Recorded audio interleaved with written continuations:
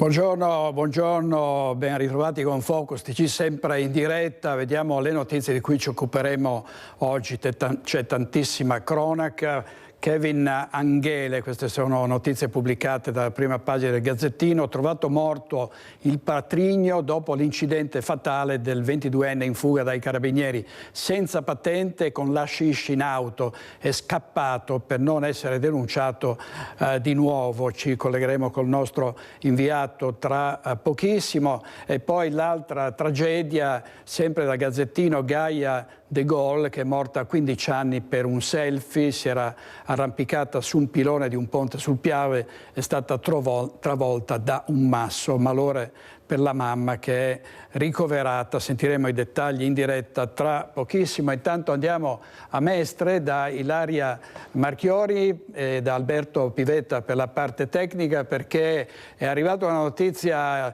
che riguarda la cronaca sindacale, una notizia preoccupante, perché chiude un hotel di grande fama a Mestre, il Laguna Palace. A te Ilaria. Qualche minuto. Sì, buongiorno direttore, buongiorno ai nostri telespettatori. Una notizia che è arrivata come una vera e propria doccia fredda ieri in giornata sui 60 lavoratori tra tempo determinato e appalti. Ora ne parleremo con i nostri sindacalisti dell'hotel appunto Laguna Palace qui a Mestre, vedete alle mie spalle. E iniziamo subito con Andrea Porpiglia, segretario Filcams CGIL Venezia. Dicevamo, è una notizia che è arrivata proprio come una doccia fredda, ma che cosa è successo? Ma intanto buongiorno a tutte e a tutti. Allora niente, in poche parole ieri ci è arrivata questa notizia, questa procedura, una legge 223, licenziamento collettivo, un fulmine a ciel sereno perché è inaspettata, dove appunto ci sono in balia circa 60 posti di lavoro, perché entro il 30 settembre la società NH dovrà lasciare la struttura che è di proprietà di una società immobiliare Cobalto, che non gli vuole prorogare appunto questo affitto, così c'era scritto appunto nella procedura di licenziamento. Per noi è un grosso problema che si accumula ai vari problemi che ci sono stati sul territorio anche precedentemente nel commercio, altri alberghi, quindi bisogna che se non riusciamo a trovare un accordo per la salvaguardia di questi posti, di lavoro, bisogna che ci attiveremo anche con le istituzioni, in regione, dove appunto il nostro compito è quello di tutelarli al meglio nel miglior modo possibile, ecco, perché non è il caso che perdano il posto 60 famiglie. Voi adesso avete già iniziato a muovervi? Noi abbiamo fatto subito la richiesta di incontro per l'esame congiunto, quindi stiamo aspettando la data per l'incontro sia NH che all'AVA, l'Associazione Veneziana Albergatori, dove appunto ha dichiarato che hanno preso in mano loro la situazione, quindi attendiamo una data appunto per il confronto e per l'esame congiunto, e la speranza di poter arrivare a un accordo soddisfacente soprattutto per i lavoratori. E se in quel caso non riusciamo a trovare un accordo, quindi faremo mancato accordo, andremo anche in regione appunto per tutelare al meglio questi posti di lavoro. Ecco, Luisa Braga di Fisascat CISL Veneto, voi siete anche in contatto, voi nello specifico come sindacato, con l'assessore comunale Venturini? Sì, diciamo che anche per noi, come diceva il collega, è stata davvero una doccia fredda, una situazione che ci ha ricordato quello che è successo anche al Fondaco, e in questa situazione di queste famiglie, perché ricordiamo sempre che quando noi parliamo di lavoratori non parliamo del singolo, parliamo di persone che hanno una vita, che hanno un mutuo da pagare, chi ha dei figli da mantenere, chi ha un genitore anziano, e quindi dietro a questi 60 persone ce ne sono anche molte altre. E questa doccia fredda non è certo una bella notizia, ma non ci faremo prendere alla sprovvista. Noi siamo in contatto con il segretario generale della Fisascat di Venezia, il quale appunto si è sentito anche con il comune, e faremo di tutto proprio per tutelare questi lavoratori, seguirli in questi momenti un po' di crisi, di difficoltà che loro hanno in questa situazione oggi, che abbiamo saputo ieri. Vero è che i tempi sono stretti, perché siamo al 16 di luglio, poi sappiamo che ad agosto ci si muove poco e la scadenza è il 30 di settembre. I tempi sono assolutamente stretti, anche noi come la Philcams abbiamo fatto richiesta di un incontro congiunto per avere una data, siamo in attesa di una loro risposta, ma siamo pronti, diciamo che la Fisascata di Venezia è proprio a disposizione di questa situazione, di questi lavoratori e delle loro famiglie. Grazie a Luisa Braga e Andrea Porpiglia. Avete sentito dunque, la situazione è drammatica, quindi cercheremo anche noi di capire come si muoveranno i sindacati e come si svilupperà. Qui da Mestre è tutto, restituisco la linea allo studio. Grazie molte, grazie Ilaria Marchiori e all'operatore Alberto Pivetta. Vediamo gli incidenti, purtroppo sempre una serie infinita di sinistri e di morti e di feriti. Un uomo 60enne della Repubblica Ceca alla guida di un autocarro è morto dopo che il suo mezzo è stato tamponato da un tir. L'incidente è avvenuto questa notte sull'autostrada 4 tra i comuni di Pianiga e Vigonza. L'incidente si è verificato in un tratto in cui si erano formati dei rallentamenti, tutti segnalati per la presenza di un cantiere notturno per lavori di manutenzione.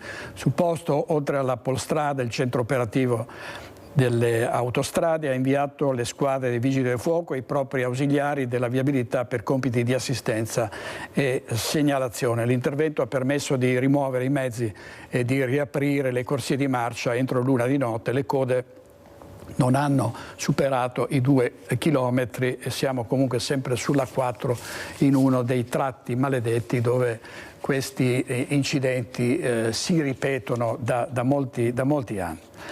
E avrebbe compiuto 28 anni il prossimo novembre Orlando Battistutti, che è morto in un terribile incidente stradale lungo la provinciale 667 Ariese Pio X. Torno presto. Sono state le ultime parole che Orlando Battistutti ha detto alla compagna Naomi e al figlioletto di 3 anni, ma alla sua abitazione di Breda di Piave non è più tornato.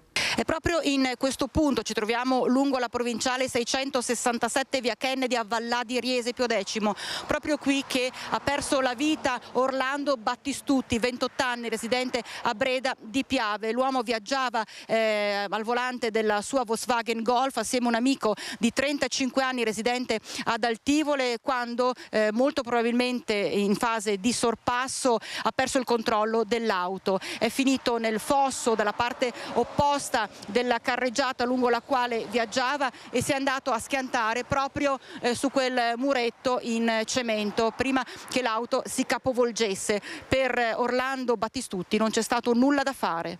I sanitari del SUEM 118 non hanno potuto far altro che constatarne il decesso. L'amico è stato estratto dalle lamiere dell'auto ed è stato trasportato al Cafoncello di Treviso, da dove è stato dimesso già nelle scorse ore. Sul luogo dell'incidente, lungo via Kennedy, si sono recati i familiari e gli amici di Orlando Battistutti. Così come nella sua abitazione di Breda di Piave, un continuo via vai per stare vicino alla compagna e al piccolo, ai genitori, al fratello, alla sorella. Aveva un cuore enorme, ci ha detto lo zio Davide, lontano dalla telecamera e dal microfono. Era sempre pronto ad aiutare gli altri. La sua morte lascia in un dolore enorme chi lo conosceva, un dolore che si affianca alla rabbia nel leggere sui social commenti di odio e razzismo solo perché Orlando faceva parte di una famiglia di ex giostrai. Lui, nato e cresciuto a Breda di Piave, si è trovato vittima di commenti orribili che sconvolgono chi gli voleva bene. E anche il sindaco Mosole non ha parole per commentare ciò che è stato scritto da queste persone senza scrupoli, ha detto, senza rispetto, senza sensibilità per una giovane vita, l'ennesima stroncata sulla strada, e si rivolge direttamente a loro. Se la vostra coscienza si pulisce così, fatelo. Noi non possiamo vietarvelo, però insomma, pensateci, ecco. In questo momento qua è proprio il momento invece di rimanere in silenzio e stringerci attorno a una famiglia, al dolore di questa famiglia che ha perso un ragazzo nemmeno 30enne. Purtroppo è andata così e la morte di Orlando Battistutti solleva ancora una volta la questione della pericolosità delle strade del Veneto e della difficoltà che incontrano le amministrazioni comunali a metterle in sicurezza. Rese Pio X, proprio la provinciale 667 era ed è ancora chiamata strada killer. La morte di Orlando Battistutti, il giovane di Breda di Piave che ha perso la vita lungo via Kennedy, è l'ennesima vittima di quella che per anni è stata definita la strada killer, come ci dichiara la sindaca di Riese Pio X, Ombretta Basso, che ci spiega come l'installazione del Velox, poi abbattuto dall'ai noi noto Fleximan, sia stata fondamentale per la sicurezza lungo quel tratto di provinciale. Dal 2017, quando abbiamo installato il Velox, non si sono più verificati incidenti mortali e neanche gravi feriti come invece prima si verificavano. Avevamo una media di un incidente all'anno mortale e di almeno 12 feriti. Da quando abbiamo installato il Velox la gente ovviamente rallenta e va piano e quindi ci permette di risparmiare vite umane. Poi è successo che Flexman ha fatto la sua azione, quindi l'ha tagliato, l'ha battuto 2 volte, l'ultima il 25 aprile, e da quella volta non l'abbiamo più installato, anche perché aspettiamo da parte del Ministero un'indicazione chiara sulla modalità di omologare questi strumenti. Ricordiamo che attualmente non c'è un modo di omologarli, ma è richiesto, quindi noi siamo davvero in difficoltà secondo me proprio nel tutelare la salute e la vita di chi percorre la strada. Ieri sera purtroppo un ragazzo di 28 anni è morto, uno di 35 è gravemente ferito, però abbiamo rischiato anche la vita di altri 3 cittadini, un signore e due ragazze, quindi voglio dire quella strada è davvero molto pericolosa. Tra l'altro la necessità di avere maggior sicurezza stradale anche con l'utilizzo e l'installazione di autovelox è una richiesta che arriva proprio dalla gente. Certo, proprio dai nostri cittadini, addirittura i residenti tempo fa mi chiedevano di reinstallare il Velox, ma non è un problema che riguarda solo la Kennedy, molte altre vie del territorio comunale nelle quali c'è un tratto di strada dritto e lungo vedono proprio la richiesta da parte dei cittadini residenti di ulteriori strumenti di limitazione della velocità, quindi è un problema generalizzato.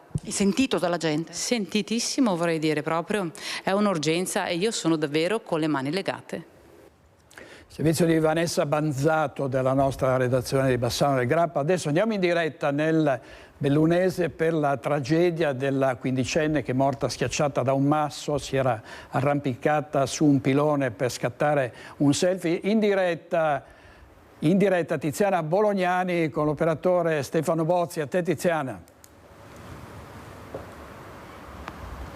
Sì, direttore, buongiorno. Purtroppo è accaduto quello che hai raccontato e ve lo abbiamo raccontato anche nei nostri telegiornali ieri sera, una tragedia davvero inspiegabile su cui deve fare luce la magistratura, che ha intanto aperto un fascicolo a carico di ignoti con l'ipotesi di reato di omicidio colposo. Si devono cercare si deve cercare eventualmente l'attribuzione di responsabilità per l'accaduto, intanto puntando il faro sulla sicurezza di quel ponte, il vecchio ponte di Cesana, che negli anni passati era stato interdetto nella parte che riguarda i propri piloni, l'accesso era stato interdetto dall'ex sindaco Carlo Zanella,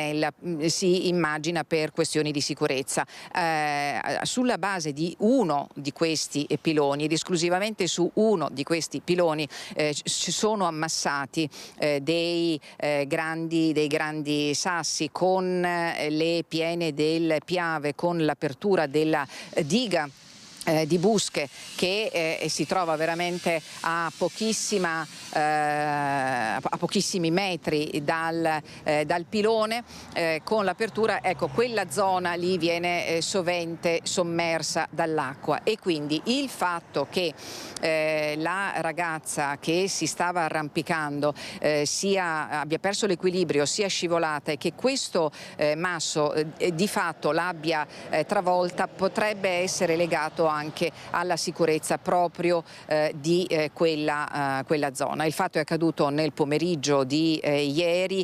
La ragazza, per salvare la ragazza sono intervenuti tempestivamente i vigili del fuoco, che hanno utilizzato dei cuscinetti sollevatori, ma evidentemente quando le operazioni si sono concluse le ferite da schiacciamento erano gravi, talmente gravi da non lasciare scampo a Gaia De Gol, 15 anni, residente a Colderù di Lentiai, frazione del comune di Borgo Valbelluna, e di Lentiai sono le due ragazze che si trovavano con lei, le due coetanee, la sorella acquisita che è rimasta miracolosamente incolume, la sua più cara amica che ha riportato ferite gravi ad un arto ed è ricoverata in questo momento all'ospedale di Belluno. In stato di shock la mamma di Gaia di 38 anni, che una volta giunta sul posto e visto quanto era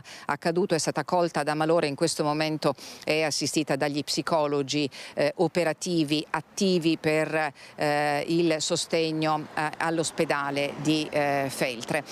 Poco fa il collega Lucio Zanato ha intercettato l'assessore regionale alla protezione civile Giampaolo Bottacin, che è intervenuto anche su questa tragedia che, lo ripetiamo, ha dell'inspiegabile. 5 anni fa, tra un mese, esattamente nell'agosto del 2020, un episodio praticamente simile nella dinamica accadde pochi chilometri a monte della spiaggetta di Cesana, sempre sul lato destro del Piave. Un ragazzino di 15 anni che stava con alcuni amici lungo la scogliera sulle rive del Piave, eravamo in piena estate, scivolò, cadde. Un masso si mosse e lo schiacciò. La sua vita si spense all'ospedale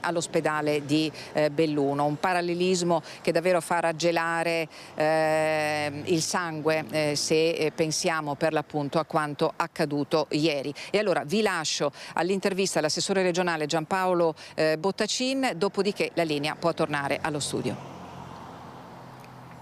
È un fatto drammatico, una ragazzina molto giovane, e quindi ovviamente è una cosa che non vorremmo mai sentire dalle cronache, e la mia vicinanza ai familiari, perché un fatto del genere è un fatto che ovviamente ti segna, e anche un augurio all'altra ragazzina che è ferita, si è ferita in maniera grave, speriamo che abbia una guarigione nel più breve tempo possibile. Ma com'è possibile che accada una cosa di questo genere? Ma guardi, io non glielo so dire, perché io ho letto i giornali, c'è chi è preposto a fare la ricostruzione di quello che è accaduto, non glielo so dire.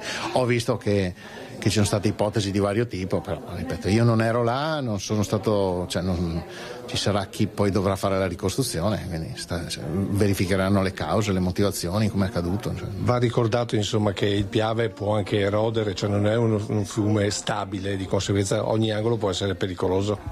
Tutti i fiumi che abbiamo in Veneto sono pericolosi perché hanno un regime torrentizio, il che significa che possono passare da una portata molto bassa a portate anche di 2 ordini di grandezza superiori in pochissimo tempo, e sono caratterizzati da un fondo mobile, quindi cambia proprio la morfologia, oggi può essere che una parte del fondale sia in un modo, domani in un altro, una parte delle arginature sia toccata dall'acqua, domani no, insomma sono ambienti abbastanza pericolosi. Così l'assessore Giampaolo Bottacin. Passiamo ad un altro genere di sicurezza che ci riguarda più da vicino, cioè i cittadini, l'incolumità dei cittadini, l'ordine pubblico nelle nostre città. Arrivano i taser in dotazione agli agenti della polizia locale del nord-est vicentino di Thiene. Saranno usati per gli interventi di emergenza, gli interventi a rischio. Oggi c'è stata la presentazione ufficiale, ce ne parlano Luisa Bertini e Andrea Benetti per la parte tecnica. A te, Luisa. Sì, buongiorno direttore, buongiorno ai nostri telespettatori, e ringrazio i nostri ospiti, il comandante del Consorzio Nevi per essere qui, il sindaco di Thiene per essere qui con noi, perché oggi è stato presentato appunto questa sperimentazione che partirà verosimilmente da settembre, si protrarrà per 6 mesi, 2 i taser in dotazione. Ci spieghi brevemente perché l'importanza di questo strumento? Ma allora i taser o pistole ad impulsi elettrici sono sono strumenti molto importanti per gli operatori, perché in situazioni di emergenza, in situazioni particolari, anziché utilizzare le classiche armi da fuoco, che sono ovviamente armi letali, utilizzano questi strumenti, questi taser, che hanno lo scopo di immobilizzare il soggetto per alcuni secondi al fine di consentire agli operatori di contenerlo e quindi di evitare poi situazioni particolari e spiacevoli. È sicuramente uno strumento importante di autodifesa, ma rientra in quello che è il concetto più generale della sicurezza urbana a tutela dei cittadini e anche degli operatori che intervengono. Voi prima parlavate anche facendo riferimento alle statistiche, quindi con l'utilizzo dei taser si diminuisce dell'80% l'utilizzo delle armi, questo un po' emerge come dato generale. Assolutamente sì, va innanzitutto detto che prima di utilizzare il taser c'è tutta una procedura che gli operatori devono seguire e molto spesso si è già in passato, con le statistiche ci dicono che il soggetto che vede semplicemente che gli operatori hanno il taser desiste dal suo comportamento e quindi va a più miti consigli, e questo sicuramente è molto importante per noi. Ecco, quello che risulta importante è anche che questo è il primo comando, il primo consorzio nella provincia vicentina a dotarsi di taser. Sì, il consorzio di polizia locale Nevi è il primo consorzio di polizia locale nella provincia di Vicenza, quindi noi siamo davvero grati innanzitutto al comandante che adotta questi sistemi, che poi non sono sistemi che alzano il livello di forza, ma sono degli strumenti intermedi che danno sicurezza ai nostri agenti e in modo particolare alla nostra cittadinanza. Sappiamo sono circa 120.000 abitanti, 17 comuni consorziati, 10 comuni convenzionati, quindi un bacino d'utenza assolutamente importante. Ecco, quindi sarà proprio questa zona a fare da apripista nella provincia vicentina, 6 mesi di sperimentazione e poi i dati saranno comunicati. Per il momento è tutto da Tiene, restituisco la linea allo studio. Grazie a Luisa Bertini e Andrea Benetti, il nostro operatore, e adesso andiamo in diretta da Daniela Sizia per un fatto gravissimo. Un ragazzo, un 22enne che non si è fermato all'Alta dei Carabinieri, è scappato a grande velocità, si è schiantato contro un albero e ha perso la vita, e dopo questa morte il patrigno si è tolto la vita. Andiamo in diretta da Daniela Sizia con Nicoletta Rizzetto.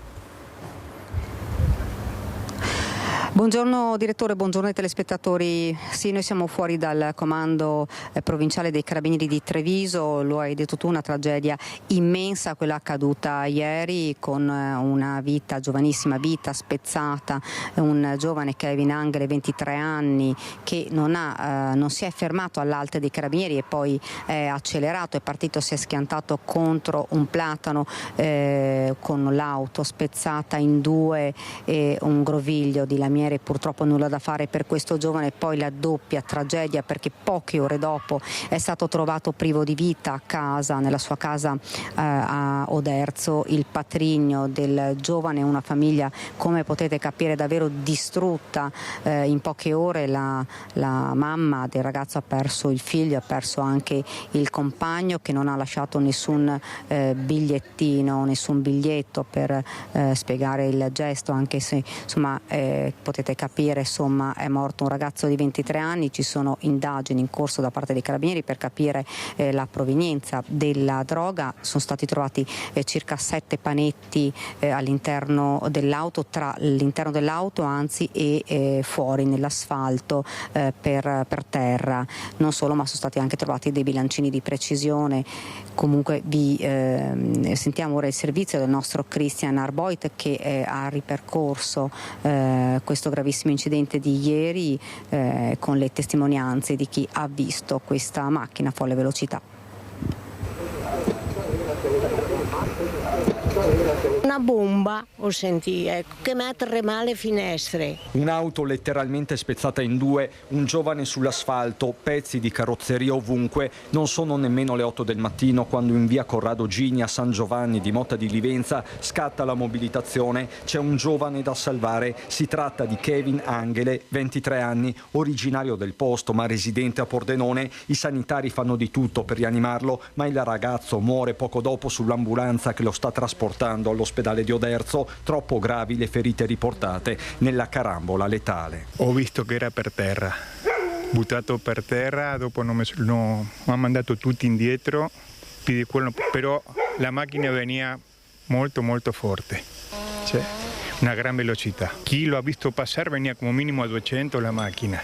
È con il passare dei minuti e delle ore che al quadro già drammatico si aggiungono particolari sulla dinamica e sulle sue possibili cause. Kevin, che in passato era stato segnalato per furto, guida in stato di ebbrezza e assunzione di stupefacenti, voleva sfuggire ad un controllo dei carabinieri. Poco distante dal luogo dell'impatto c'era infatti una gazzella impegnata in un dispositivo di routine. Con ogni probabilità il 23enne voleva nascondere dei panetti di hashish che nello schianto sono finiti inesorabilmente sull'asfalto, così come i suoi cellulari rinvenuti in strada e nei giardini delle abitazioni contigue. Almeno 3 stanno le testimonianze dei residenti. Era qua sul mio giardino che mi genero che ha consegnato tutti i carabinieri, perché era Tokyo, era un pezzo di fanale, era un cellulare, era il dato tutti i carabinieri. Altro dettaglio che dettaglio non è ed emerge qualche ora dopo è che la patente al giovane fosse stata revocata di recente, anche questo un motivo verosimile per darsi alla fuga. Nessun inseguimento diretto, chiariscono però dall'Arma. I carabinieri, riconoscendolo, avevano immediatamente allertato via radio la stazione operativa avviando le ricerche. L'auto di Kevin, un Alfa Romeo Brera, ha sbandato all'altezza di questo cordolo per poi proseguire decine di metri a ridosso della pista ciclabile, ruotando su se stessa e scorticando almeno 2 alberi. Alla fine si è spezzata accartocciandosi su se stessa. Vivo per miracolo un 35enne di un'azienda del posto di impianti elettrici, a parlare il titolare. Era un mio dipendente, stava andando al lavoro e si è visto un mezzo volare in fianco alla macchina. L'ha preso di striscio fortunatamente e per lui non è successo niente. Dove si trova ora il suo dipendente? In ospedale a Oderzo per un controllo. Ci ha parlato, stava bene fortunatamente. Accertamenti sono ancora in corso, ma il quadro nella sua tragicità sembra chiaro. Vista la morte del giovane, difficilmente ci sarà un'inchiesta.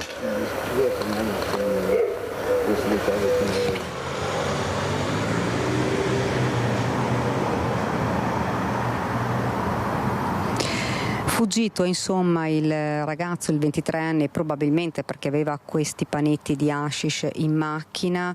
È scattata anche la perquisizione dell'abitazione. Lui abitava a Pordenone assieme ad un 40enne e lì è stata trovata altra droga, più come vi ho detto anche i bilancini di precisione, indagini ovviamente in corso coordinati dalla procura di Pordenone. E dunque sentiamo le parole del comandante del reparto operativo dei Carabinieri di Treviso, il tenente colonnello Stefano Mazzanti, poi la linea nuovamente allo studio.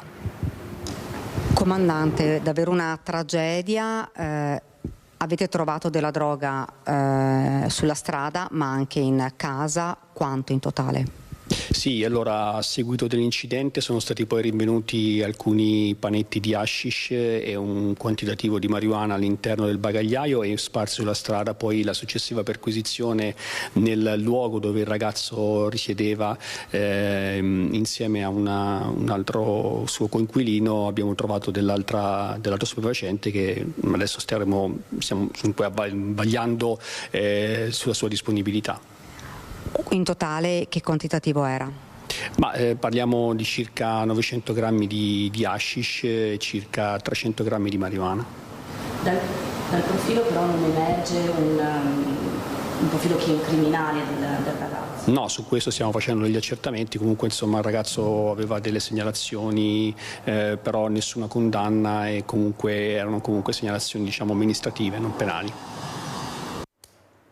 Servizio di Daniela Sizia, Nicoletta Rizzetto, poi come avete sentito per una conseguenza tragica è stata quella del suicidio del patrigno della vittima che si è impiccato. In regia oggi Renato Capoia e Italo Morao. Adesso andiamo a Bassano del Grappa perché continuano le indagini sulle ultime risse notturne e sugli atti di vandalismo avvenuti in città nelle ultime settimane. Gli inquirenti sarebbero già sulle tracce dei responsabili. Gli ultimi aggiornamenti con Mirko Cavallin che è con l'assessore alla sicurezza Alessandro Campagnolo. Buongiorno da Bassano del Grappa, sono con l'assessore alla sicurezza Alessandro Campagnolo. Bassano nelle ultime settimane, come abbiamo raccontato, è stata al centro di cronaca per quanto riguarda episodi di disturbo notturno ma anche diurno da parte di alcuni gruppi prevalentemente di giovani. Li identifichiamo come maranza nella definizione che recentemente si sta usando. Sono in corso delle indagini. Assessore, che cosa ci può dire allo stato attuale? Dico che sicuramente i carabinieri che sono intervenuti tempestivamente, quindi sollecito i cittadini non solo a filmare ma a chiamare tempestivamente, perché prima si chiama, prima si riesce a recuperare i responsabili, come è successo negli ultimi giorni. So che stanno facendo un ottimo lavoro di riscontro, di identificazione, e siamo in attesa dell'attività da parte del signor Questore per arrivare a dei provvedimenti di allontanamento. Per il resto la copertura del territorio cerchiamo di garantirla al meglio, anche col supporto del nostro sistema di telecamere, che comincia a essere abbastanza puntuale e satellitare. Ribadisco, è importante la chiamata tempestiva da parte del cittadino. Sono sicuro che le immagini che i cittadini riescono a recuperare sono utili, ma più utile ancora è la chiamata alle forze dell'ordine per permettere un arrivo tempestivo. Nei giorni scorsi, anzi nelle settimane scorse, avevamo parlato soprattutto di alcuni episodi che coinvolgevano un gruppo di giovani, giovanissimi, parliamo del quartiere Rondo Brenta. Lei stesso qui davanti alle nostre telecamere aveva incontrato la presidente del quartiere, si è parlato di collaborazione, di patti civici, insomma a che punto siamo su questo? Beh, naturalmente io ritorno a ringraziare la presidente del quartiere Rondo Brenta, abbiamo intercettato i giovani e anche le loro famiglie e stiamo cercando di colloquiare con le famiglie, perché questi in particolare sono giovani minori e merita un coinvolgimento importante da parte delle famiglie, e vediamo che ci siano dei riscontri positivi. Ecco, pare però, e le immagini lo possono confermare, che negli ultimi episodi, proprio sempre nello stesso parco di via Trento, i vandalismi siano ripetuti, con la distruzione di una panchina e l'abbandono di rifiuti. Quindi manca un ulteriore passo. L'ulteriore passo che possiamo fare è quello del controllo puntuale della zona con la polizia locale e con le altre forze dell'ordine. Per il resto, ribadisco, fondamentale il coinvolgimento anche e soprattutto da parte delle famiglie. In generale, con questi episodi, Bassano è balzata anche al centro delle cronache, ma lei, da assessore alla sicurezza ormai da poco più di un anno, la definisce una città più sicura o meno sicura? Cioè, qual è il trend che lei vede? Beh, se la rapportiamo con città vicine a Bassano, ritengo sia ancora una città abbastanza sicura. È meglio ricordare che comunque la copertura del territorio è fondamentale, quindi io punterò sempre di più alla copertura preventiva con telecamere, con le forze dell'ordine, cercare di coprire il meglio possibile il territorio, soprattutto in determinate ore serali e notturne. Per il resto ribadisco, città ancora sicura, Bassano del Grappa. Ecco, e i cittadini sono sempre, lei lo ha ribadito e lo ripeto, invitati certo a riprendere coi cellulari, può essere una documentazione importante, ma a chiamare i numeri di emergenza come prima cosa. Grazie all'assessore Campagnolo, a voi la linea. Grazie a Mirko Cavallini. Avete sentito prima Luisa Bertini riferirci dei taser che sono stati forniti alla polizia locale del nord-est vicentino, ma anche medici ed infermieri sono oggetto di aggressioni, e quindi il personale sanitario di San Donà di Piave, Portogruaro in questo caso, sarà dotato di body cam, piccole telecamere, della prima volta in Veneto.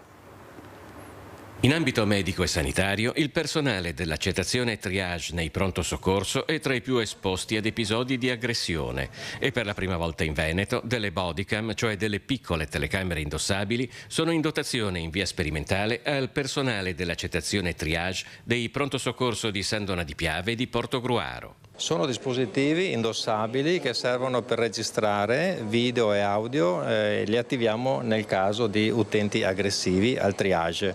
In questo caso l'operatore schiaccia questo tasto, prima avverte l'utente, prima che ci sia l'escalation di aggressività, lo avverte che sta per attivare il pulsante, questo è il primo segnale di deterrenza. Se l'utente prosegue, questo entra in registrazione, le immagini vengono salvate in remoto, quindi non sono disponibili all'operatore e neanche all'utente, ma all'autorità giudiziaria nel caso in cui ci sia una segnalazione, e in questo caso il magistrato o le forze dell'ordine ne chiedono l'acquisizione per verificare quello che è successo.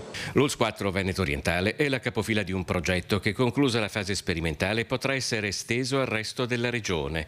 Nel 2023 in questa azienda sanitaria si sono registrate 133 aggressioni al personale, diminuite a 108 nel 2024, di cui 19 di tipo fisico nel 2023, ridotte ad 8 nel 2024. Il pronto soccorso è la porta d'ingresso della maggior parte dei pazienti che accedono in ospedale ed è il punto in cui si può creare più contenzioso con le persone che accedono. Negli ultimi anni le aggressioni al personale sanitario sono aumentate di frequenza, rappresentando un allarme tale da spingere ad un inasprimento delle pene a livello nazionale. Un fenomeno che ha iniziato a preoccupare anche in Veneto ed è vario nelle circostanze e motivazioni che possono far degenerare verbalmente o, nei casi peggiori fisicamente, una situazione di potenziale tensione. Purtroppo per la natura stessa del pronto soccorso, a volte delle persone che sono agitate, che sono più aggressive nei nostri confronti, ci sta, è un epifenomeno che noi capita e che sappiamo anche gestire e che dobbiamo gestire. In alcuni casi le aggressioni sono un po' più di natura gratuita, legate forse anche un po' al nervosismo, all'attesa, però insomma devono anche a volte capire le persone che qui stiamo per lavorare, l'utenza è tanta, noi l'impegno ce lo mettiamo per tutti e tutti vengono sempre, poi a tutti viene sempre garantita un'assistenza e una salute adeguata. Servizio di Filippo Fois, restiamo sempre nell'ambito della sicurezza, andiamo in Friuli Venezia Giulia perché la questura di Udine invita tutti alla massima attenzione al momento di lasciare le auto in aree di servizio o in parcheggi di centri commerciali, perché è importante verificare l'effettiva chiusura delle portiere prima di allontanarsi. Potrebbero essere in azione infatti dei ladri dotati di un disturbatore elettronico. Vediamo.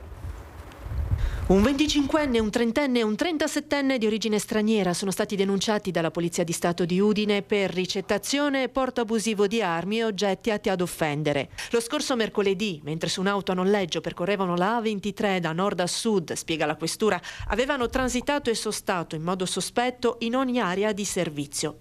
Fermati poi dagli agenti nell'area di servizio di Arino Ovest, in provincia di Venezia, i 3 cittadini georgiani erano stati trovati in possesso di 2 notebook, di una macchina fotografica professionale, di quasi 4.000 euro in contanti, sui quali non avevano fornito valide spiegazioni, di 3 coltelli e un jammer, un disturbatore di segnale che una volta azionato impedisce la comunicazione tra il telecomando di un'auto e la chiusura centralizzata della stessa.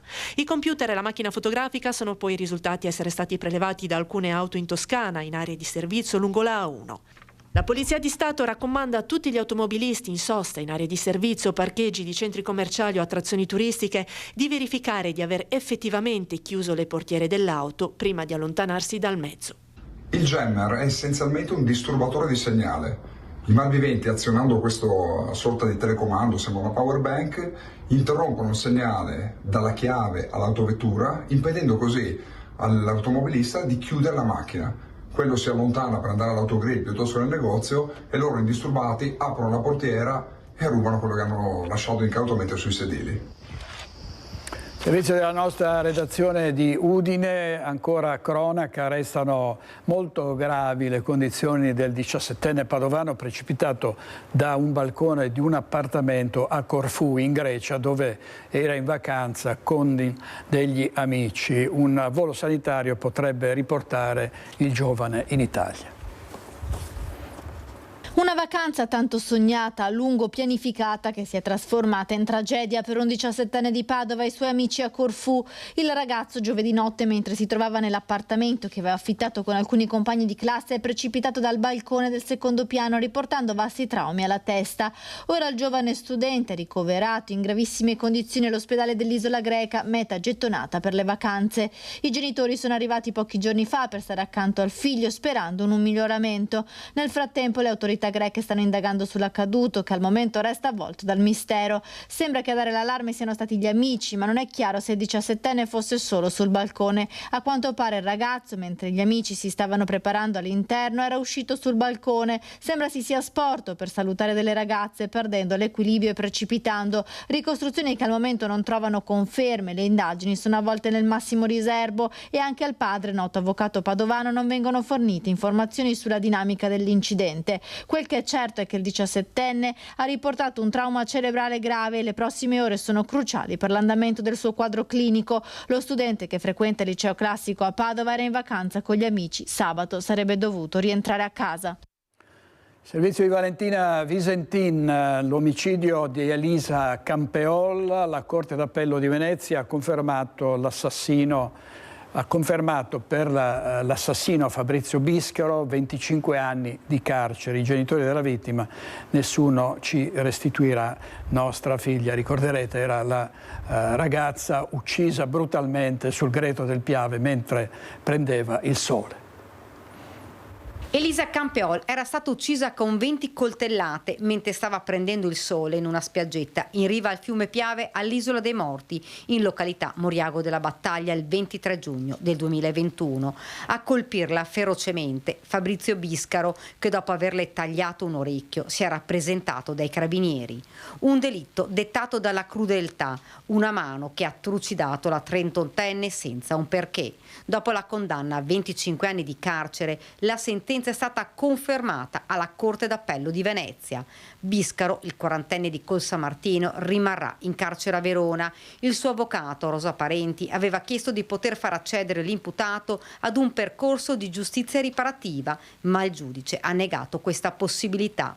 Soddisfazione per il legale della famiglia di Elisa Campeol, Lorenza Secoli. La Corte d'Assise d'Appello ha confermato la sentenza di primo grado. Quindi ha riconosciuto colpevole il Biscaro del reato. È stata preceduta questa decisione dall'audizione dei consulenti tecnici. C'era un collegio di periti che ha confermato la piena capacità di intendere e di volere del Biscaro al momento del fatto. L'uomo era stato accusato di omicidio volontario, aggravato dalla premeditazione e dalla crudeltà, ma gli erano state riconosciute le attenuanti generiche. Per la famiglia di Elisa ogni udienza rinnova un dolore atroce, la perdita della figlia, uccisa per essersi trovata nel posto sbagliato, al momento sbagliato. Biscaro si era recato sul greto del fiume, deciso ad uccidere la prima persona indifesa che incontrava. Sulla sua strada si è trovato Elisa, l'ha colta di sorpresa, colpendola almeno 20 volte. C'è soddisfazione, chiaramente nulla porterà in vita Elisa, quindi rimane il fatto tragico e il dolore dei genitori. Una tragedia che sconvolse l'intera comunità. Nessuna sentenza, nessuna condanna potranno ridare Elisa ai suoi genitori, alla sua famiglia. Resta solo il dolore della madre e del padre, ha commentato l'avvocato Secoli alla fine dell'udienza, che non potranno riabbracciare più la loro figlia. Una storia raccapricciante, il servizio di Daniela Sizia. Vediamo adesso a Vicenza le prime conseguenze dei cantieri TAV nel comune berico. Oltre ai disordini arrivano però buone notizie per le famiglie sfrattate per fare posto alla nuova linea ferroviaria, perché sono in consegna dei nuovi alloggi. L'intensificarsi dei lavori della TAV nel comune di Vicenza, ampiamente annunciati in questo periodo, è stato motivo di pressione in città, soprattutto a livello sociale. Da una parte per le questioni che riguardano l'ordine pubblico e la protesta degli attivisti no TAV. In questi giorni la questura sta ancora procedendo all'identificazione dei responsabili che avevano tentato di provocare disordini sabato scorso, approfittando del corteo pacifico che aveva radunato 500 persone.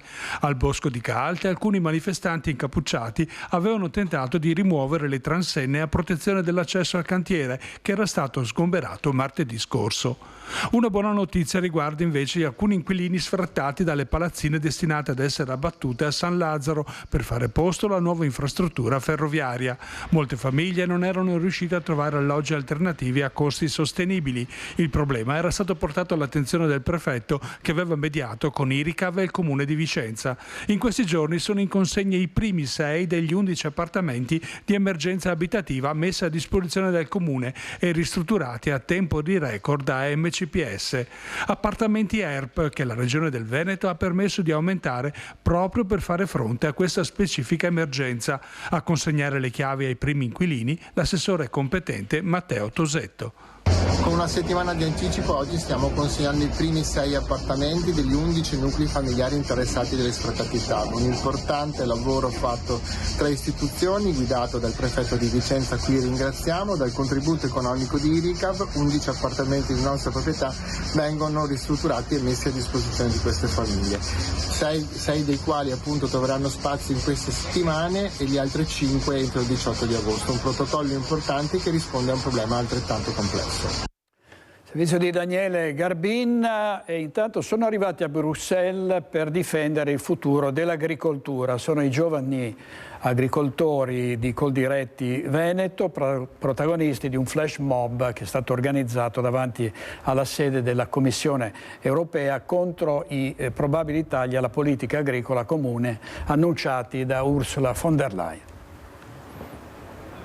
La protesta degli agricoltori sotto le finestre della Commissione europea a Bruxelles contro i tagli alla politica agricola comune e alle nuove misure che a loro dire non definiscono chiaramente i capitoli di spesa in agricoltura. C'era anche una folta delegazione veneta alla protesta di Coldiretti contro Ursula von der Leyen con lo slogan Wonderland, una terra governata dalla burocrazia. Non vogliamo un'Europa di Wonderland, perché con il fondo unico, con la burocrazia che riempie le nostre aziende, non riusciamo ad andare avanti. Non riusciamo a sostenerci, il reddito degli agricoltori, soprattutto dei giovani agricoltori, non è più sostenibile e questo non ci permette di investire, e se non ci permette di investire come agricoltori è un problema anche per il cibo, non ci permette di creare un cibo di qualità, un cibo sano e anche di sostenere il territorio. Sullo sfondo della protesta si stagliano anche i dazi americani annunciati da Trump. Se a questo si aggiungono poi le politiche della Commissione europea, verrebbe a mancare il sostegno alle imprese agricole, soprattutto a quelle create dai giovani, come ha spiegato il referente di Coldiretti Giovani Veneto, il trevigiano Marco De Zotti. Siamo qui per chiedere un maggiore ascolto rispetto a quelle che sono le strategie che l'Europa sta attuando. Domani verrà presentato un documento dove la volontà è quella di andare a inserire il fondo che era destinato all'agricoltura in un fondo unico comune, quindi con minore priorità rispetto al nostro settore. Siamo qui per chiedere a loro un maggiore ascolto rispetto a quelle che sono le strategie da attuare. I giovani agricoltori sono arrivati da tutto il Veneto, il messaggio consegnato all'Europa è chiaro: questa istituzione oggi penalizza proprio le nuove generazioni. È un momento difficile per l'economia, per le imprese, per il commercio. C'è anche la paura dei dazi che il Presidente Trump ha annunciato e ovviamente nelle città si tenta di far fronte a questa crisi con degli interventi, per esempio quello di Treviso, dove si prevede una collaborazione tra il Comune e l'Associazione dei commercianti.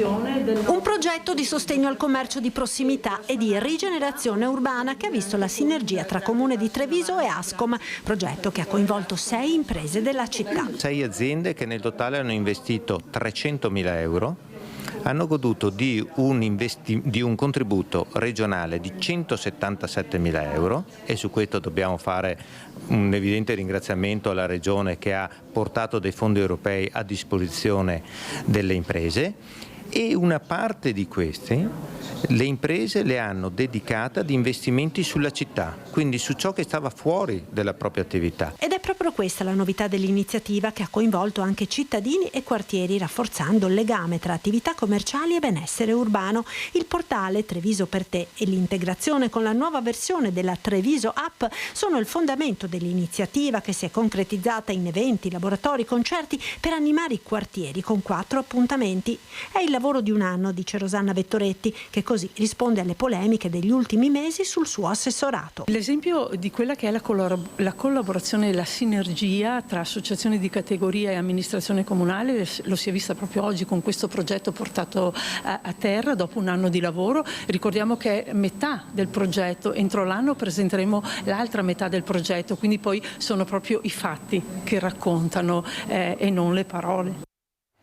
E ovviamente è deciso a rilanciare il commercio in città, tra tutti è il primo a voler rilanciare il commercio in città, ovviamente il sindaco di Treviso, Mario Conte.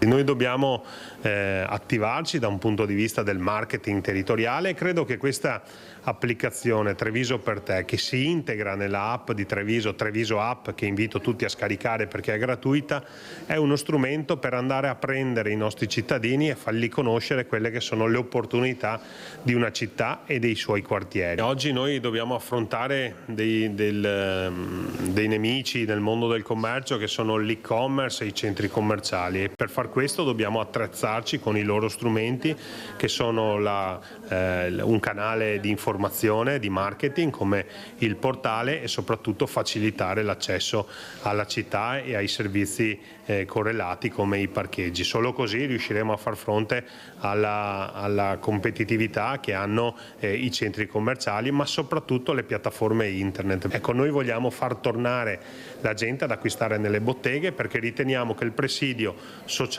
economico e di sicurezza delle botteghe sia un presidio fondamentale per il futuro delle nostre città. Così il sindaco di Treviso e presidente dell'ANCI Veneto Mario Conte. Siamo d'estate, fa caldo e ovviamente fioccano i consigli per una dieta sana, per evitare il caldo soprattutto alle persone più deboli. Una dieta sana, una filiera sicura per quanto riguarda gli alimentari, come cibarsi in estate prestando attenzione alla salute, il vademecum della provincia di Padova con l'istituto zooprofilattico. Con l'arrivo dell'estate cambiano le abitudini alimentari, i pasti all'aperto sono più frequenti, così come i viaggi, e il caldo rende questa stagione particolarmente delicata e insidiosa dal punto di vista della sicurezza alimentare. È quindi fondamentale essere consapevoli dei rischi legati al consumo di alcuni cibi e sapere come prevenirli. Provincia e Istituto Zooprofilattico ricordano dunque le buone abitudini. Andare al mare e fare un picnic all'aperto, ma questo comporta che spesso portiamo con noi cibi che possono per esempio interrompere la catena del freddo e possono avere risvolti negativi nella nostra salute. Innanzitutto, se portiamo, che ne so, un picnic o una festa all'aperto degli alimenti, teniamoli nelle borse termiche, mettiamoci delle siberine, qualcosa che mantenga la catena del freddo, e soprattutto stiamo attenti a non utilizzare in queste occasioni alimenti a rischio. Alimenti a rischio sono quelli a base di materie prime crude, quindi uova crude, l'esempio classico è il tiramisù o la maionese fatta in casa, la carne cruda, le tartare, i carpacci, il pesce crudo, attenzione al sushi. Ecco, questi sono tutti alimenti che non vanno esposti a temperature elevate. Se si va in montagna, attenzione anche ai formaggi fatti con il latte crudo e quindi non pastorizzato, possono contenere batteri pericolosi per bambini, anziane, donne in gravidanza e persone immunodepresse. All'estero, nei paesi con standard igienici inferiori, evitare invece di bere acqua di rubinetto. Per chi rimane in città con il caldo è importante seguire una dieta sana e bilanciata a base di alimenti freschi e ricche di fibra. Per proteggerci dobbiamo consumare tantissima frutta e verdura, cerchiamo di usare frutta e verdura del nostro territorio a chilometri zero, ricordiamoci di lavarla sempre, la frutta possiamo anche sbucciarla per eliminare eventuali residui di pesticidi, la verdura a foglia larga va lavata energicamente per eliminare qualsiasi contaminazione. Servizio di Valentina Visentin, vediamo prima di andare in pubblicità la cerimonia di inaugurazione attiene per l'avvio dei lavori di realizzazione di una nuova bretella che collegherà la nuova Gasparona al casello dell'autostrada Valdastico, un progetto che si attende da più di 10 anni. È un taglio del nastro storico, quello avvenuto a Thiene a ridosso dell'uscita del casello autostradale della A31 Valdastico. Dopo circa 50 anni di attesa sono stati ufficialmente avviati i lavori di realizzazione della bretella che collegherà la provinciale 11 Nuova Gasparona con l'autostrada.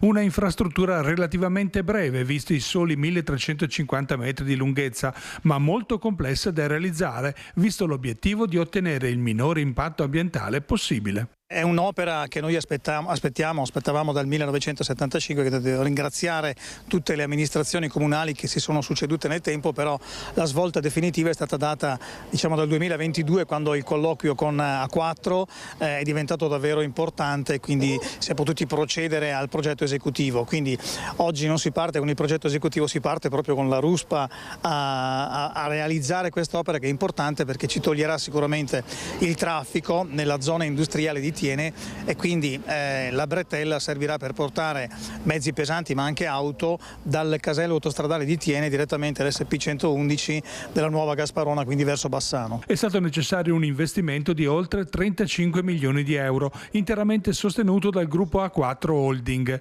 un'opera di compensazione derivata proprio dal passaggio dell'autostrada nel Vicentino, e su questo il presidente della provincia ha voluto sottolineare le priorità dei flussi di denaro derivati. Flussi di denaro che noi tutti, pagando il biglietto, produciamo, che possano essere reinvestiti sul territorio, perché, come ha detto giustamente il direttore della 4, i danni, in qualche modo i disagi ce li hanno gli abitanti della provincia di Vicenza, e quindi è giusto che il ristoro ce l'abbia il territorio della provincia di Vicenza. Per esempio andando a sostenere quella che è un'importante opera per i cittadini, ma anche per le tante imprese che su questo territorio incidono, che potrebbe unire il casello di Thiene non solo alla Nuova Gasparona, come avverrà ora in circa poco più di 2 anni, ma anche all'Alto Vicentino, quindi all'area di Schio. Abbattuti gli ultimi ostacoli burocratici, ora si attende solo la realizzazione effettiva dell'opera. Tempi di consegna dovrebbe essere inizio del 2028. Noi comunque saremo attenti a verificare il cronoprogramma dell'opera. Servizio di Daniele Garbin, vediamo adesso alcuni titoli del Corriere del Veneto diretto da Alessandro Russello. A Venezia: che fine ha fatto l'inchiesta che ha travolto la giunta del sindaco Brugnaro? 1 anno fa era partita l'inchiesta Palude.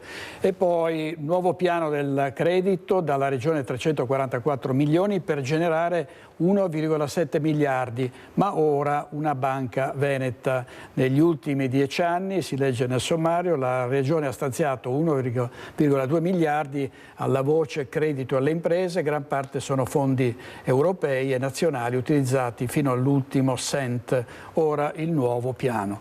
Una storia che riguarda la sanità: il medico con 1600 pazienti, niente ferie, su 30 colleghi nessuno mi può sostituire. Una storia che arriva dal Bellunese. E poi, sempre sul Corriere del Veneto, padre divorziato vuole conoscere i voti del figlio all'università, il TAR gli dà ragione, nessuna privacy.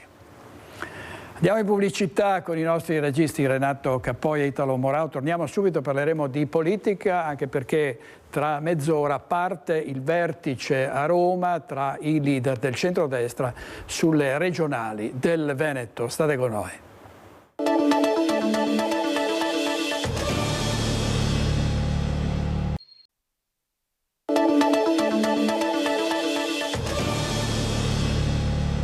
In diretta con Focus TG, tra una trentina di minuti dovrebbe iniziare il vertice a Roma tra i leader del centrodestra per le elezioni regionali, non soltanto quelle del Veneto ma anche per le altre regioni in cui si andrà a votare. A quanto sembra tra novembre e settembre, non c'è ancora una data, si punta anche su una possibile Election Day, e la situazione del Veneto è particolarmente aggrovigliata e ieri ne hanno parlato durante la presentazione delle medaglie olimpiche il presidente Zaia con il leader della Lega Salvini, che secondo alcuni giornali avrebbe offerto al presidente Zaia un ministero. Sentiamo.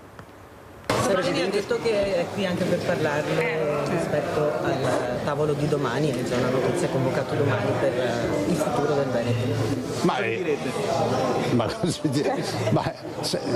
Sicuramente farò due parole con il vice premier e non ho la più pallida idea di che tavolo sia convocato domani, a che ora, non so nulla. La mia posizione è molto chiara, c'è un'eredità di questa amministrazione che è importante, ha un'eredità della Lega ma anche del centrodestra, stiamo amministrando dal 2010 e penso che i risultati siano sotto gli occhi di tutti. Lo dicono le statistiche a livello nazionale, primi per sanità, per l'EA, per molti altri, per le Olimpiadi ad esempio, tanto per citarne una. Direi che è un'eredità che va tutelata e soprattutto va tutelato quel rapporto che ho voluto instaurare con i veneti, un rapporto nel quale il Presidente ogni giorno si pone il problema non di rappresentare i suoi elettori ma di rappresentare tutti i veneti, perché ho sempre cercato di essere Presidente di tutti. Suggerirà qualche nome? Ma guardi, io penso che non siamo ancora nella fase dei nomi, da quel che ho capito. Siamo in una fase pre, allora dovrò capire in che fase siamo, dopodiché in base alla fase dirò la mia rispetto a quella fase. Sulle alleanze domani. Sulle alleanze? Ma guardate, io penso che ogni mia osservazione o considerazione dovrà essere fatta dopo aver capito cosa accadrà a livello nazionale e quali siano magari le linee direttrici a livello nazionale scelte dal tavolo del centrodestra, poi si capirà.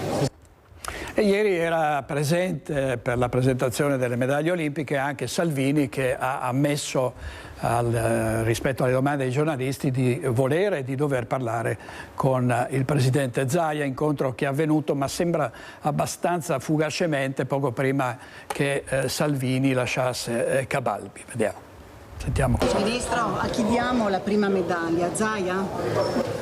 A tutti quelli che stanno lavorando adesso, agli operai che quest'inverno hanno lavorato e li ho incontrati con meno 15 gradi per permettere all'Italia di mostrare il meglio di sé al mondo, e poi un'Olimpiade straordinaria perché è la prima diffusa sul territorio, l'Olimpiade delle autonomie, dei territori, della Lombardia, del Veneto, delle province autonome di Trento e Bolzano, e quindi sto lavorando giorno e notte perché vengano in maniera straordinaria e soprattutto lasciano, lo dico da Ministro delle Infrastrutture, delle eredità come strade, ferrovie, studentati universitari, impianti sportivi anche per il dopo Olimpiadi. L'incontro con Tajani e la Premier Meloni per decidere il futuro, le elezioni, i posti e le date del prossimo voto regionale. E domani, quindi ne parleremo domani. Domani. Che proposta porterà al tavolo, Ministro? No, io porto il buon governo della Lega in tanti territori. La Lega in Veneto ha 161 sindaci, più di 1000 amministratori locali, ha una tradizione di buon governo riconosciuta in Italia e in Europa, quindi non imporrò niente a nessuno, però soprattutto in Veneto squadra che vince non si cambia. Parlerà con Zaia prima di domani? Certo, sono qua apposta. Che cosa gli proporrà al posto della Regione Veneto? No, non c'è niente da proporre, un passo alla volta. Tornando allo sport, Sinner trionfa a Wimbledon ma l'Italia in quanto amministrazione non è presente. In quanto? In quanto autorità, nessuna autorità presente. Adesso se c'è un politico e invece di andare a vedere la partita di tennis deve stare a casa a lavorare, se non c'è è perché non c'è. L'importante è che abbia vinto Sinner, poi chi c'era in tribuna onestamente è l'ultima delle mie preoccupazioni. Dichiarazioni del vice premier proprio nell'ambito della presentazione delle medaglie olimpiche. Vediamo quindi com'è andata. 206 giorni dall'inizio delle gare, è stata un po' l'occasione per fare anche il punto sull'organizzazione dei giochi. 3, 2, 1 Due metà che si uniscono a rappresentare l'incontro tra Milano e Cortina, ma anche il percorso dell'atleta e delle persone che lo hanno sostenuto. A 206 giorni dalle Olimpiadi, svelate a Palazzo Balbi le medaglie ufficiali dei 25esimi Giochi Olimpici invernali e dei 14esimi Giochi Paralimpici.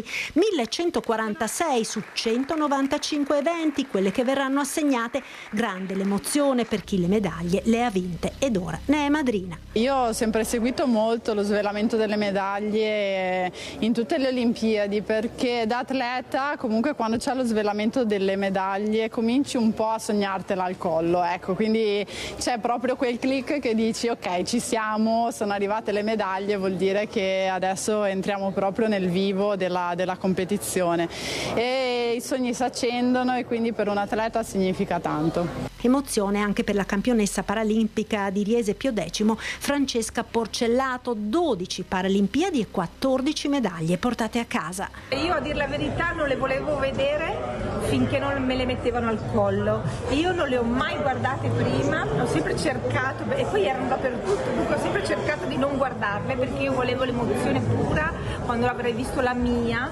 quella che avrei vinto. Alla cerimonia hanno preso parte autorità istituzionali e sportive che poco prima si sono ritrovate in vertice per fare il punto su quanto fatto e quanto ancora da fare in vista dell'appuntamento del 6 febbraio 2026. Manca tutto e manca niente, manca tutto perché se stanotte ci fossero le Olimpiadi è chiaro che nulla sarebbe pronto, ma tutto si sta avvicinando al completamento di quello che sono gli aspetti organizzativi. Questo vale sia per le questioni delle venues, degli impianti, delle infrastrutture, sia per ciò che riguarda la parte gestionale.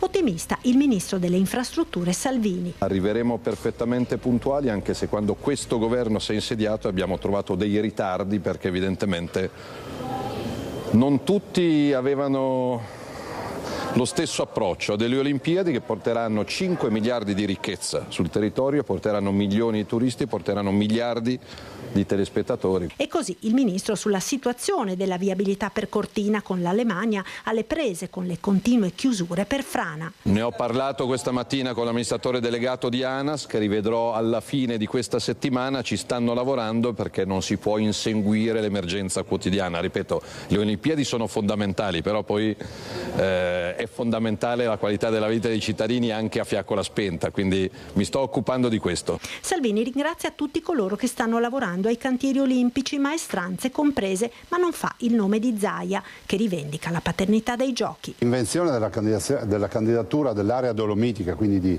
Cortina come Veneto, di Trento e di Bolzano, è tutta mia, quindi io sono partito in solitaria, peraltro in presenza di un dossier che candidava solo la Lombardia e Milano. E dopodiché tenacia, determinazione, gioco di squadra ha fatto sì che anche noi ci siamo. Tra l'altro anche la proposta di chiamarla Milano Cortina è mia.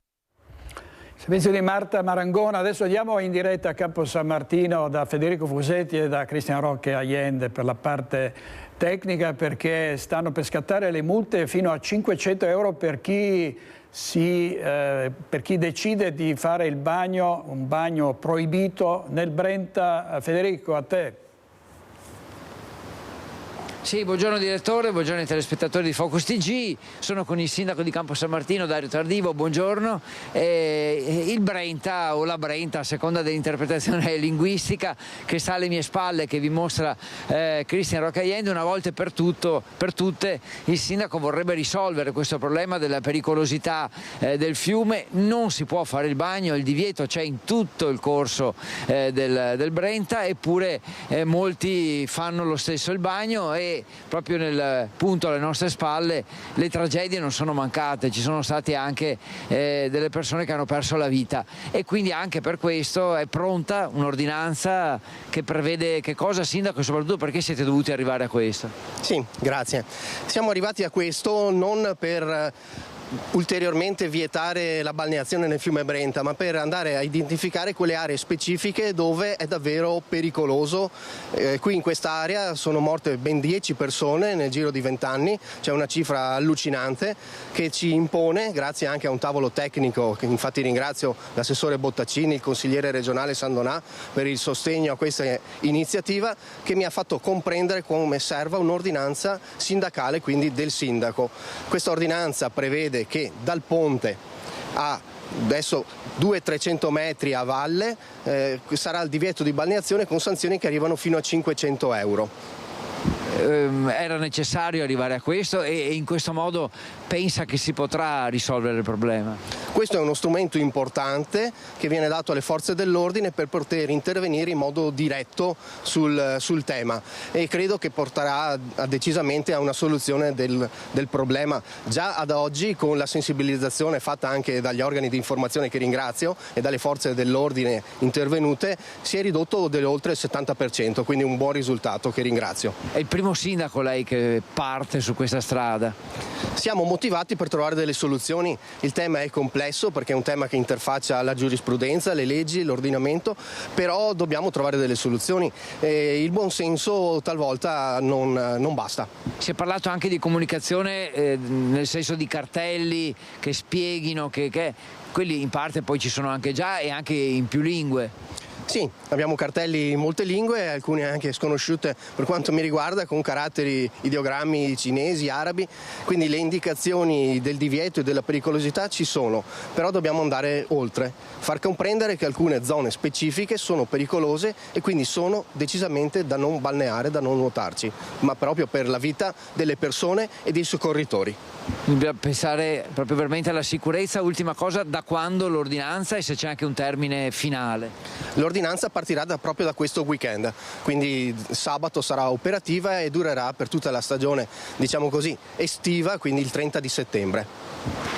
Direttore, 6 domande, altrimenti insomma mi pare che il sindaco sia stato davvero molto chiaro e si sta cercando di far di tutto per proteggere le persone che vengono qui, che se vengono a prendere il sole, a sdraiarsi, a fare un picnic, quello è assolutamente lecito.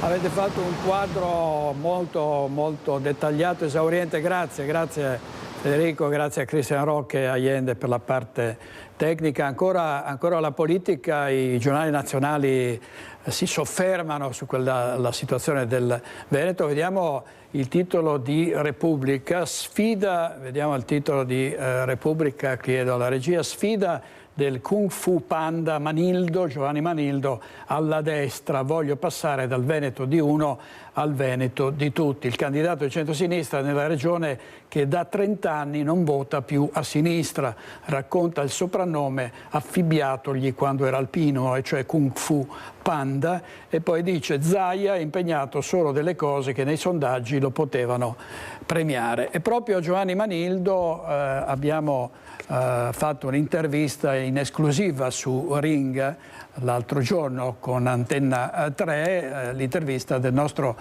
vice direttore Ferdinando Avarino. Si è moderati per scelta, quindi avere la capacità di accettare e comprendere anche le ragioni degli altri per vagliarle con le proprie e finire con un'idea migliore. Per me la politica è questo. No, la politica diventata guerra tra tifoserie fatta di slogan populisti. Giovanni Manildo spiega quello che sarà il suo modo di fare. Ospite a Ring, il candidato alla presidenza del Veneto per il centro-sinistra si sofferma su alcuni punti chiave del programma elettorale e così commenta il nostro sondaggio sulla sanità veneta, promossa o bocciata? Promossa rispetto alla media nazionale, bocciata per quello che avrebbe potuto fare. Paragone con la scuola, l'alunno può fare ma non si applica. Se hai una sanità che può fare 10, devi avere 10. Ecco, la sanità che abbiamo adesso non è da 10. Il riferimento è soprattutto alla questione delle liste d'attesa, aspetto di recente sollevato anche dalla Corte dei Conti assieme a quello della gestione della superstrada pedemontana. C'era il tema del mancato utilizzo di risorse per l'assunzione di determinati operatori in sanità, sicuramente questa sarebbe una misura da fare. E la pedemontana, l'altro rilievo? Poteva e dovrà essere gestita in modo diverso perché è un debito molto importante nelle casse del Veneto e mi preoccupa molto questo. La squadra di Manildo e le liste che lo supporteranno sono in corso di definizione, ma ci sono già dei punti fermi. I sindaci e gli amministratori saranno la ruota motrice in tutte le liste. In tutte le liste? Ma sicuramente in tutte le liste. Cioè, sono la ricchezza degli amministratori, la ricchezza degli ex consiglieri regionali, persone che ho trovato molto preparate, molto ferrate su molti temi. Sarà veramente una bella squadra, un bel collettivo fatta da persone competenti. La lista del Presidente ci sarà? No, la lista del Presidente non ci sarà. Io ritengo che sia importante valorizzare sempre le componenti. Certo, il mio ruolo di persona che amalgama, unisce e indirizza è fondamentale e lo farò con grande piacere, però non avrò una lista del Presidente. Giovanni Manildo è stata la prima intervista televisiva del candidato del centro-sinistra dopo l'elezione da parte del Partito Democratico e da parte dei partiti che lo sosterranno. Il sindaco di Padova, Sergio Giordani, interviene dopo la sentenza della Corte d'Appello di Venezia che ha respinto i ricorsi di Procura e Ministero contro la registrazione all'anagrafe con il doppio cognome dei figli di coppie di mamme.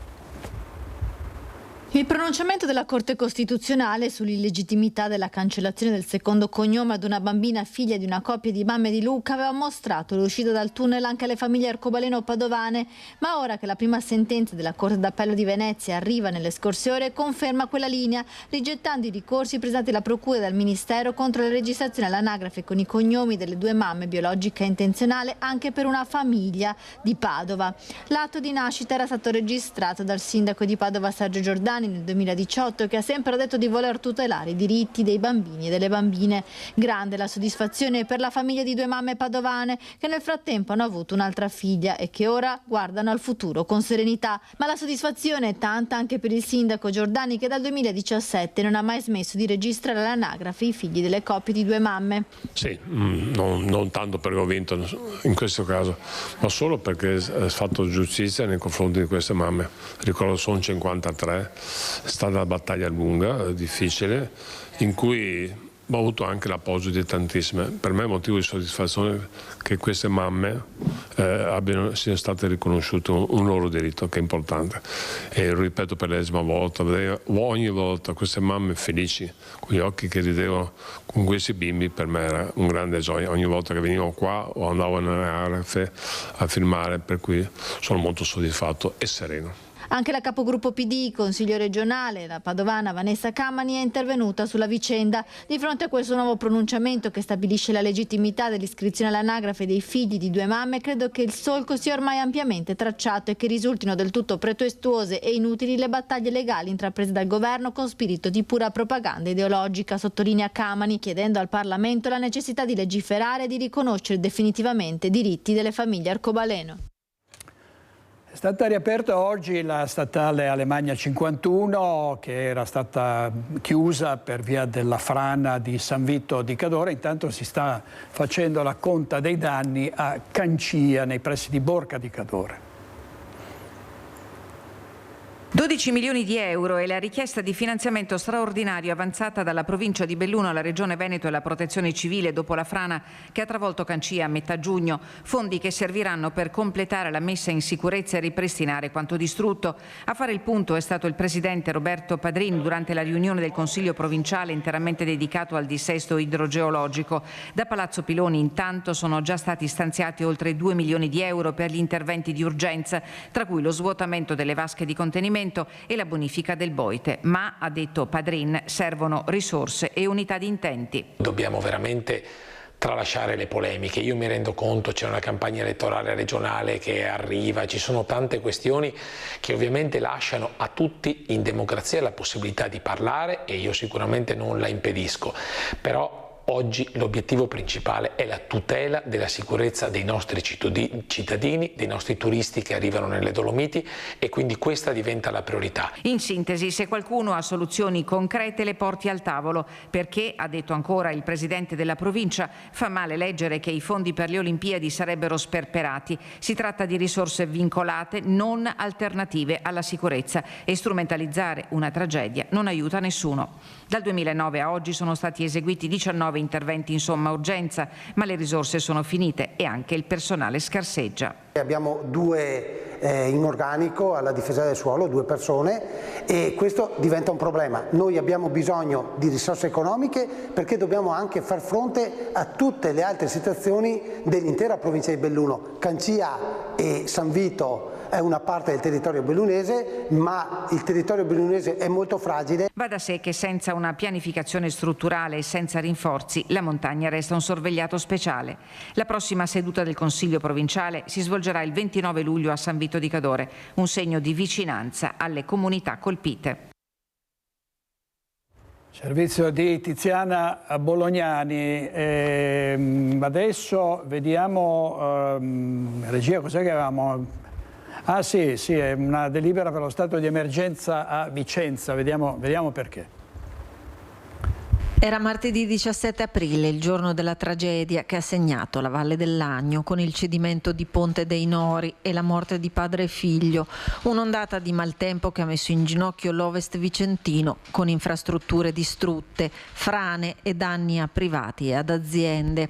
Conseguenze del maltempo per cui è stata deliberata dal governo la dichiarazione dello stato di emergenza per la durata di 12 mesi nel territorio dei comuni colpiti, Arzignano, Brogliano, Cornedo Vicentino, Recoaro Terme, Trissino e Valdagno. Per l'attuazione dei primi interventi necessari è stato stanziato un importo pari a 3.750.000 euro a valere sul Fondo per le emergenze nazionali, decisione che arriva a distanza di poche settimane dall'incontro tenuto con i sindaci della Valle del Lagno e il ministro Musumeci. Questi fondi servono per i primi interventi, in particolare per Valdagno alle spese già sostenute in somma urgenza e alla rimozione dei detriti e la modifica della viabilità in zona di Enrico Fermi. Il risultato che ci ha sorpresi è stata proprio la velocità di questo riconoscimento e quindi l'attenzione che è stata data a questa vallata grazie al lavoro di tutti i colleghi sindaci, della sindaca di Arzignano, dei parlamentari, dei consiglieri regionali, dell'assessore alla protezione civile regionale, del presidente della provincia e oltre che appunto del ministro che ci ha accolti e che ha apprezzato, diciamo, la nostra presenza a Roma. Andiamo in pubblicità, torniamo subito, state con noi.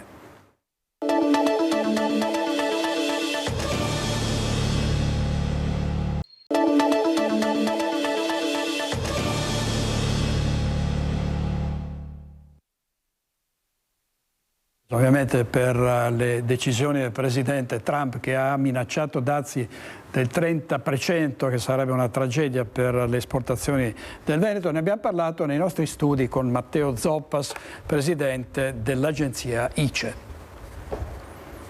I dazi, le trattative che il governo sta portando avanti, il ruolo dell'agenzia ICE che promuove le imprese italiane all'estero. A Ring il presidente Matteo Zoppas parla della recessione tedesca e delle conseguenze dei vincoli che Donald Trump vuole imporre. Germania e Stati Uniti valgono insieme il 20% dell'export di casa nostra. Il dazio comunque è un male, perché se io metto un dazio nella filiera italiana, poi io ho un concorrente che non ha il dazio, e quindi per quanto il Made in Italy tenga e tiene molto, però alla lunga se io ho un dazio che mi mangia il margine rischio che la catena distributiva poi non sia meno interessata a mantenere, a spingere il mio prodotto. Nello sforzo che si sta compiendo per lo sviluppo del Made in Italy fuori dai confini della penisola, lo tsunami dazi va affrontato con prudenza. Un sistema paese che sta credendo molto nell'espansione, nello sviluppo e nella promozione del Made in Italy, perché se noi andiamo a vedere quei 623 miliardi che compongono l'esportazione totale, l'esportazione dei nostri prodotti nel mondo, sono circa un terzo del PIL. Poi devo dire che i dazi stanno facendo molta paura, ma c'è anche un altro tema importante oggi che è il cambio, lo si legge tutti i giorni nei giornali, ma il cambio è ancora più alto del paventato dazio del 10%, se sarà il 10%. La trattativa avviata tra i governi è più complessa e articolata di quello che si può riuscire a intuire, prosegue Zoppas, e i dossier sul tavolo spaziano in altri campi. Contestualmente quello che l'Italia sta facendo è muoversi su mercati variegati. C'è un piano della Farnesina, quindi del MAECI, Ministero degli Affari Esteri e della Cooperazione Internazionale, che ha definito 14 paesi, siamo stati in Argentina, siamo stati a Città del Messico anche recentemente con il ministro Tajani, poi naturalmente c'è il Canada che è molto importante, attenzione che per rimanere in quel continente gli Stati Uniti non vanno assolutamente lasciati andare. E poi l'Asia, il Giappone. È un mercato, qualcuno dice saturo, ma in realtà ha molto potenziale ancora. Africa, Balcani, che Zoppas definisce ancora strategici, India. La Cina rallenta perché con prodotti propri sta iniziando a sostituire i nostri e l'intelligenza artificiale accelererà questo processo, conclude il presidente di ICE, non bisogna farsi trovare impreparati. Noi dobbiamo fare quello che abbiamo saputo fare fino ad oggi e continuare a farlo. Noi dobbiamo saper innovare, ricercare e svilupparci più velocemente di quanto non lo facciano gli altri. Servizio di Lina Paronetto, che cosa non va nel nostro sistema sanitario? Molte cose hanno tentato di spiegarlo in un libro Luca Antonini e Stefano Zamagni. Oggi abbiamo carenze di medici, carenze di infermieri, pensiamo semplicemente che l'infermiere non può fare lo smart working come invece tanti altri oggi possono fare, quindi probabilmente c'è un problema anche di retribuzioni. Per esempio i medici di pronto soccorso, della medicina d'urgenza, le scuole di specializzazione sono vuote, vanno deserte, forse ci vorrebbero stipendi differenziati. C'è una serie di idee, il libro lancia una serie di idee che permetterebbero di non perdere questo patrimonio straordinario che è il sistema sanitario nazionale. Pensare la sanità, terapie per la sanità malata. Da qui parte il libro presentato al Teatro La Fenice, scritto dal vicepresidente della Corte Costituzionale Luca Antonini e dall'economista Stefano Zamagni, che vuole essere un approfondimento sulle criticità del nostro sistema sanitario nazionale, ma soprattutto sulle possibili soluzioni alle sfide cui è quotidianamente sottoposto. Quello che manca oggi in Italia è un pensiero sulla sanità, questo il libro vuole dire, cioè le risorse stanno incominciando a tornare, però il problema è che mancano le idee e le idee possono essere, il libro dice una serie di idee per salvare la sanità italiana da questa deriva, dal rischio di una americanizzazione dove solo chi ha l'assicurazione possa permettersi di curarsi, cioè quella che è la sanità, che è stata la sanità di tutti, rischia di diventare la sanità di pochi. Il libro, alla cui presentazione ha preso parte anche il presidente Zaia, intende far luce sui tanti segni che il governo della sanità dell'ultimo decennio ha trascurato, sostenendo l'urgenza di un cambio di paradigma per tornare a pensare in chiave umanistica l'impianto concettuale del nostro sistema sanitario nazionale. Servizio di Ilaria Marchiori, vediamo anche i musei civici di Padova che compiono 200 anni, una storia legata alla città che continua a crescere con i visitatori che aumentano di anno in anno.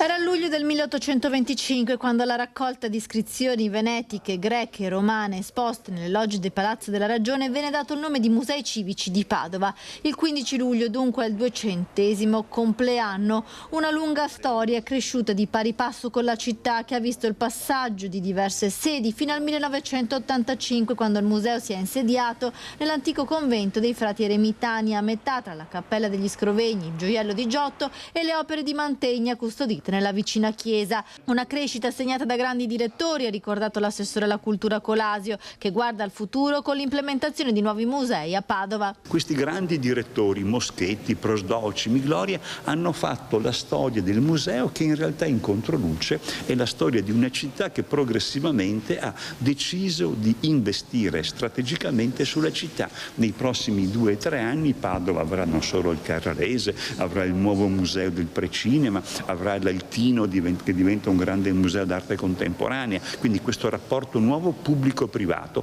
Padova cambia pelle, cresce la presenza turistica, cresce l'offerta museale. Padova città d'arte che punta sull'offerta museale di qualità. In questi 200 anni di storia le collezioni dei musei civici si sono arricchite, la sede attuale è stata resa più moderna e agevole per accogliere turisti da tutto il mondo. Un luogo in cui non solo i padovani ma anche i turisti possano trovare un punto di riferimento, per cui attività molto diversificate, quindi organizziamo in maniera regolare mostre, alcune delle quali volutamente incentrate su artisti locali che vogliamo far conoscere o riscoprire, organizziamo incontri per il pubblico, conferenze, presentazioni di libri, insomma l'offerta culturale è un'offerta che cerchiamo di fare sempre mantenendo dei livelli di qualità importanti. La prova è nei numeri che crescono di anno in anno e superano le centinaia di migliaia di visitatori che esplorano le sale dei musei civici.